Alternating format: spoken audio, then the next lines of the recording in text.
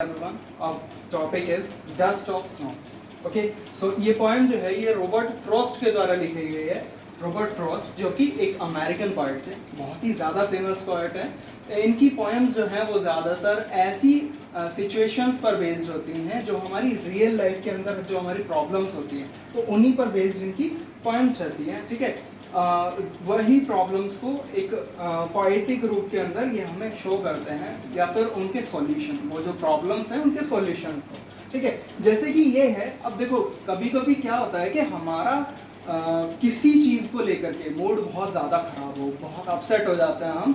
ठीक है, और हम उसी चक्कर के उसी चीज़ के बारे में सोच सोच के हम अपना पूरा दिन बर्बाद कर लेते हैं। ठीक है, तो उसी टॉपिक को लेकर के ये उन्होंने पोएम लिखी है जो कि एक 8 लाइन पोएम है सिर्फ। ठीक है, लेकिन ध्यान रखें कि ये पोएम जो है वो सिर्फ एक सेंटेंस के अंदर कंप्लीट की गई है। ठीक है, सो जब हमारी पोएम यहाँ से स्टार्ट होती है द वे से, और यहाँ रूट तक सिर्फ एक सेंटेंस है। ठीक है, सो ध्यान दें इस पर। पोएट कह रहा है कि the way a crow shook down on me the dust of snow from a hemlock tree। सो अभी एक क्रो के बारे में बता रहा है पोएट कि एक कौवे ने क्या किया, कुछ डस्ट है स्नो की, जैसे जहाँ बर्फ पड़ती है, जहाँ स्नो गिरता है, तो वहाँ पर क्या होता है कि पेड़ों पर वो स्नो थोड़ा सा बैठ जाता है, पत्तियों पर बैठ जाता है। ठीक है, सो एक कौवा वहाँ पर आकर के बैठा हुआ है, या फिर पहले से बैठा हो सकता है, और वो थोड़ा सा हिला, जिसकी वजह से वो जो डस्ट जमी हुई थी उस पेड़ की पत्तियों पर, वो नीचे गिर जाती है। किस पर? पोएट पर। ठीक है, पोएट वहीं नीचे खड़े हुए थे। सो वो बता रहे हैं कि जिस तरह से उस कौवे ने जो है स्नो की डस्ट को मेरे ऊपर गिराया है हेमलॉक ट्री से, has given my heart a change of mood and saved some part of a day I had rued. So क्या किया बेसिकली कि मेरे दिल को थोड़ा सा चेंज किया, मेरे मूड को चेंज किया है, और जिस दिन को मैं बिल्कुल बर्बाद सोच रहा था, जिस दिन को मैंने बिल्कुल ये सोच लिया था कि अब ये बाकी का दिन भी जो है बर्बाद होने वाला है, उसके कुछ पार्ट को, सम पार्ट जो है उसे सेव कर लिया है। कैसे सेव कर लिया है? देखो बेसिकली हमें दो चीज़ों पर ध्यान देना है। फर्स्ट पैसेज के फर्स्ट स्ट्रेंजा के अंदर क्रॉ और हेमलॉक ट्री। अब देखो क्या है कि जब भी हम पोएट्री के अंदर इस चीज़ के बारे में पढ़ेंगे, कहीं क्रॉ दिया हुआ है या फिर हेमलॉक ट्री को दिया हुआ है। ठीक है, क्रॉ को आपने भी सुना होगा, जब भी लाइक बचपन में आपने अपने पेरेंट्स को सुना हो या फिर किसी बड़े को सुना हो ये बोलते हुए कि क्रो के बारे में हमेशा सभी लोग उल्टा सीधा ही सोचते हैं, और जब वो कहीं पे चिल्ला रहा हो तो उस चीज़ को एक तरह से क्या माना जाता है, एक किसी भी बुराई का अंदेशा ऐसे करके माना जाता है, या फिर ठीक है। सो हेमलॉक ट्री जो है वो एक जहरीला पेड़ है। ठीक है, इसकी पत्तियां जो होती हैं वो जहरीली होती हैं, तो इस वजह से इसे भी एक बुराई का प्रतीक या बैड ओमन माना जाता है। तो हमारे पास में दो चीजें हैं जो कि बैड ओमन को रिप्रेजेंट करती हैं। ठीक है, सो जब भी क्रॉ या फिर हेमलॉक ट्री के बारे में किसी भी पोएम के अंदर बात हो रही हो, तो आपको एक सबसे पहले तो ये चीज समझ लेनी है कि जो मूड है, जो इस स्टैंजा का मूड जो है वो किस टाइप का है, वो थोड़ा सा क्या बोल सकते हैं, सैड मूड है, या तो किसी चीज को लेकर के सैड है या फिर एंग्री है। ठीक है, तो बेसिकली एक अच्छा मूड नहीं है, मूड खराब है। ठीक है, तो इन दो चीजों से हमें ये पता चल जाएगा कि पोएट जो है उसका मूड किस तरह का है इस पोएम के अंदर।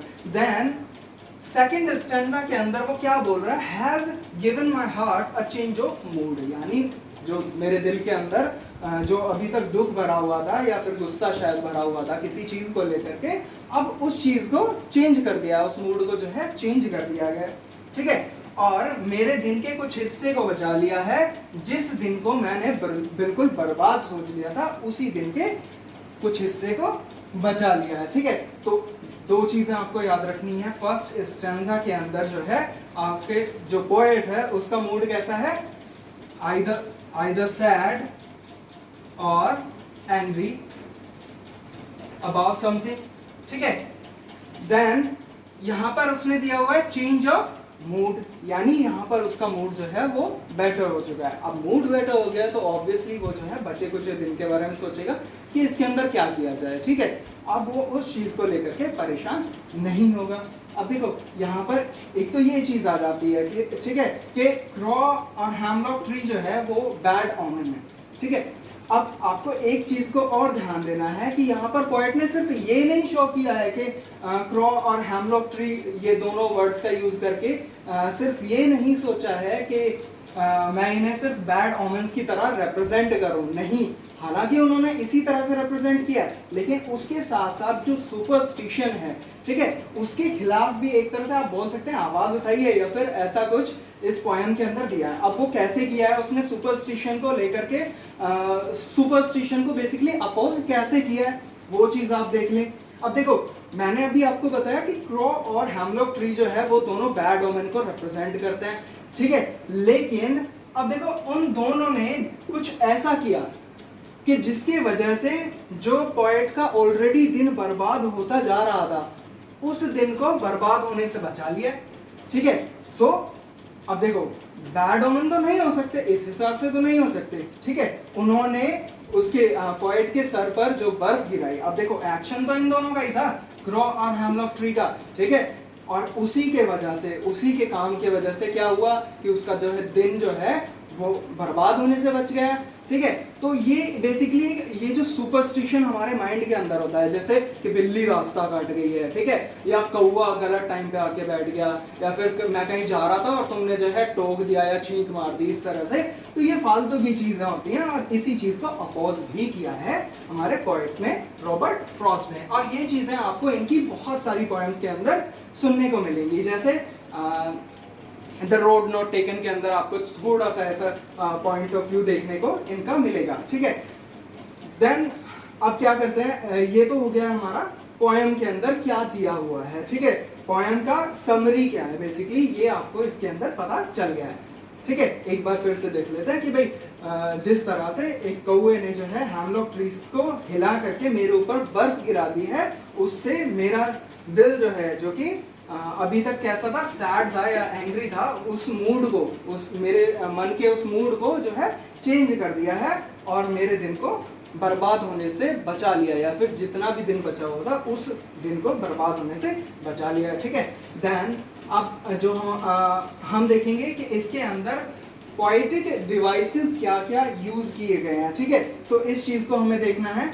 इसके अंदर सबसे पहले तो आपको देखना है कि इंजैपमेंट दिया हुआ है। इंजैपमेंट क्या होता है, बेसिकली किसी भी स्टैंजा को पोएट जो है वो स्टार्ट करे, ठीक है, और बिना फुल स्टॉप लगाए, यानी स्टैंजा के अंदर ना तो फुल स्टॉप लगना है, ना ही कोई भी ऐसा साइन लगना है या सिंबल लगना है जो कि हमारे सेंटेंस को एंड करता हो, जैसे क्वेश्चन मार्क है, क्वेश्चन मार्क हमारे सेंटेंस को एंड कर देता है, ठीक है। सो इस तरह का कोई भी साइन नहीं दिया हुआ होना चाहिए, यानी हमारा जो सेंटेंस है वो यहाँ स्टैंजा के स्टार्ट से शुरू होकर के स्टैंजा के लास्ट तक कम से कम जाना चाहिए। अब मैंने आपको पोएम के स्टार्ट में बताया था कि हमारा जो ये सेंटेंस है वो पोएम के स्टार्ट से और पोएम के एंड तक है, तो यानी दोनों जो हमारे स्टैंजा हैं उन दोनों के अंदर इंजैपमेंट शो किया है, ठीक है।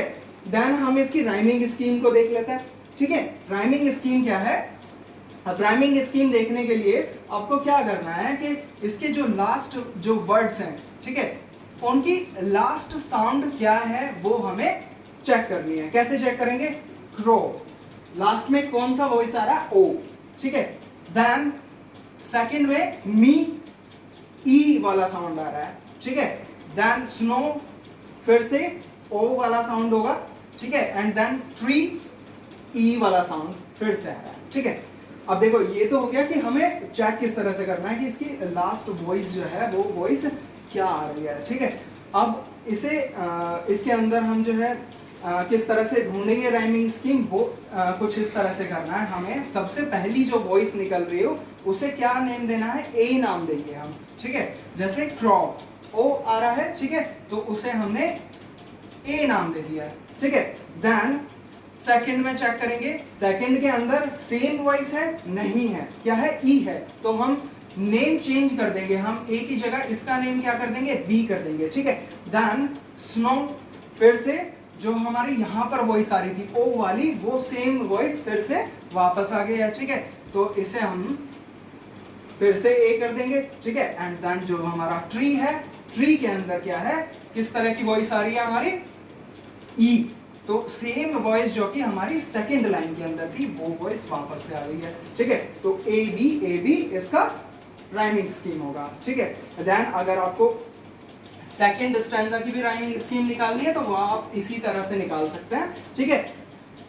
बेसिकली आपको क्या करना है, लास्ट वॉइस जो होती है हमारी लास्ट वर्ड की, उस वॉइस को हमें डिटेक्ट करना है कि वो वॉइस कैसी आ रही है। अगर दो लाइंस के अंदर सिमिलर वॉइस है तो उन्हें सेम नेम देंगे, और अगर वॉइस डिफर कर जाती है तो हम नेम उसका चेंज कर देंगे, ठीक है। अब इसके अलावा आपको क्या करना है, देन एलिट्रेशन देख लेते हैं, ठीक है। एलिट्रेशन इसके अंदर कैसे यूज किया गया है, यहां पर देखिए दो ऐसे वर्ड को यूज किया गया है जिनका स्टार्टिंग वॉइस सेम था, यानी सेव्ड और सम, स, ये भी स वॉइस से स्टार्ट हो रहा है और ये भी स वॉइस से स्टार्ट हो रहा है, तो सेव्ड सम, ठीक है। क्या है, एलिट्रेशन होगा, ठीक है। अब इसके अलावा हम क्या करेंगे, इसके अंदर कुछ क्वेश्चंस वगैरह, क्वेश्चंस को किस तरह से पुट किया जाएगा इसके अंदर वो देख लेते हैं। सो आपको ध्यान रखना है कि क्वेश्चंस जो है आपके दो तरह से आ सकते हैं, या तो बेसिकली जो इसका समरी है उसी पर बेस्ड आपको क्वेश्चंस आ सकते हैं। इसके अलावा क्या किस तरह से क्वेश्चंस आएंगे, इसी को हम कॉम्प्रिहेंशन के टाइप में, जो पोएम कॉम्प्रिहेंशन होता है, जो एक स्टैंजा दिया जाता है, ठीक है, और उसी पर बेस्ड हम क्वेश्चंस पूछते हैं, तो उस तरह के क्वेश्चंस आ सकते हैं। आप देखो क्वेश्चंस 4 भी हो सकते हैं, 5 भी हो सकते हैं, 6 भी हो सकते हैं, डिपेंड करता है कि जो आपका एग्जामिनर है वो क्या पूछना चाह रहा है आपसे, कितने क्वेश्चंस पूछना चाह रहा है, ठीक है। सो क्वेश्चंस देख लेते हैं कि किस तरह से इसके अंदर क्वेश्चंस होंगे।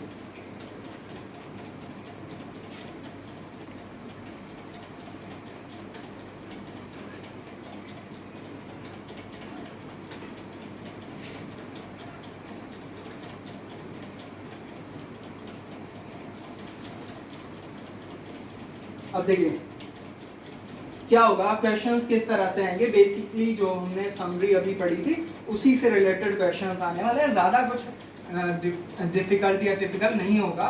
क्या होगा, जैसे क्वेश्चंस आएंगे बहुत नॉर्मल से, जैसे what did the crow do to the hemlock tree, ठीक है।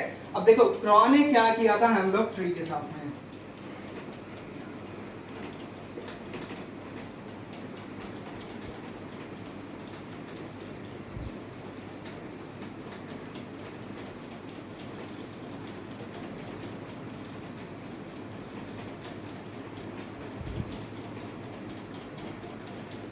तो क्वेश्चन किस तरह से आएगा कि भाई क्रॉ ने जो है वो हेमलॉक ट्री के साथ में क्या किया है। तो आपको पता है, आपको समरी पता है, आपको पता है पोएम के अंदर स्टार्टिंग से और एंड तक क्या हुआ था, तो आपको ये भी पता होगा कि क्रॉ ने जो है हेमलॉक ट्री से क्या किया, ट्री के साथ में क्या किया। तो उसने क्या किया था, ही जस्ट शोक डाउन द ट्री। सो आप उसी तरह से इसका आंसर कर सकते हैं कि भाई द क्रॉ शोक डाउन द हेमलॉक ट्री और the branch of the hemlock tree, ठीक है। Then next, where was the poet at that time, ठीक है, poet उस समय पर कहाँ था। तो इस तरह का क्वेश्चन आपको दे सकता है। सो आपको पता है कहाँ था वो, हेमलॉक ट्री के नीचे था, ठीक है। इस तरह से बहुत सिंपल से क्वेश्चन आएंगे। देन आपको ये क्वेश्चन पूछा जा सकता है कि भाई जो आपको पोएम दी हुई है या जो आपको स्टैंजा दिया हुआ है किसी एक पोएम का, वो कौन सी पोएम का है, ठीक है। तो आपको पता है द डस्ट ऑफ स्नो, ठीक है। कैसे पता चलेगा, सिंपली आप जैसे पढ़ रहे हैं, द वे अ क्रॉ शोक down on me the dust of snow from a hemlock tree. आप जस्ट पढ़ेंगे स्टैंजा को और आपको पता चल जाएगा कि इसका कॉन्टेक्स्ट क्या है, और कॉन्टेक्स्ट याद करके आप सोचेंगे कि भाई कौन सी पोएम के अंदर पढ़ा था, तो पोएम कौन सी थी, द डस्ट ऑफ स्नो थी। देन आपसे एक और क्वेश्चन पूछ सकता है कि भाई इसके जो पोएट हैं, पोएट कौन है, यानी इस पोएम को किसने लिखा है, तो आप वो बता सकते हैं कि भाई रॉबर्ट फ्रॉस्ट ने इस पोएम को लिखा है। और इसी तरह के बहुत बेसिक सिंपल से क्वेश्चंस आपसे पूछे जा सकते हैं। और इवन वो आपसे जो है ये भी पूछ सकता है कि जो डस्ट ऑफ स्नो जो है वो किसके ऊपर गिरा था, वो आप बता सकते हैं, ठीक है। कहां से गिरा था वो आप बता सकते हैं कि भाई हेमलॉक ट्री से गिरा था, ठीक है। तो ऐसे बहुत सिंपल से क्वेश्चंस आपसे पूछे जाएंगे और उन्हें आप इजीली आंसर कर सकते हैं। क्यों, क्योंकि आपको पोएम के समरी का पता है, पोएम के कॉन्टेक्स्ट का आपको पता है, ठीक है। So that's it for today, and see you in next class. Till then, take care everyone.